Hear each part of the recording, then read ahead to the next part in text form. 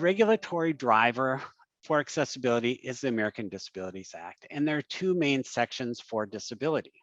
Title III addresses equal access for public domains, and most websites are now considered a public domain. I like to think of ADA and the Title III as responsible compliance, part of a company's ESG strategy. It's optional, but there may be risks if you're not aware of ADA issues and you don't want to be blindsided.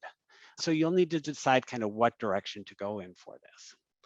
Title II relates to government services and is a required compliance. Section 508 is also a required compliance for any federally funded programs, and that falls under the Workforce Investment Act.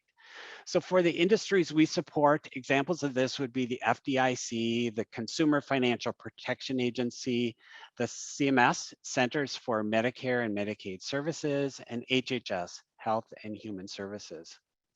In Canada, they have AODA, which is the Ontario Disabilities Act.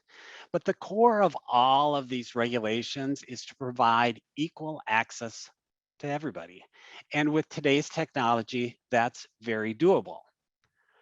So if we drill down a level on the regulatory topic here, there are two government agencies that oversee accessibility. The agency that oversees everything is called the US Access Board, and this was created when ADA was passed in 1973. So in addition to Title II and Title III, they handle federally funded programs that fall under Section 504, and that addresses physical requirements, so ramps and buildings and physical equipment.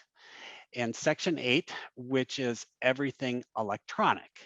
So we focus on Title III and Section 508. So the US Access Board regulates and the Department of Justice litigates. So litigation has increased as people are utilizing the internet more. In 2020, plaintiffs filed 10,982 ADA lawsuits against companies. And this was about the same amount that was in 2019. But if you think about it, in 2020, the courts were closed for a couple months. So we have the same volume, even though the courts were not in session. And these litigation numbers are everything from Title III, so physical and electronic.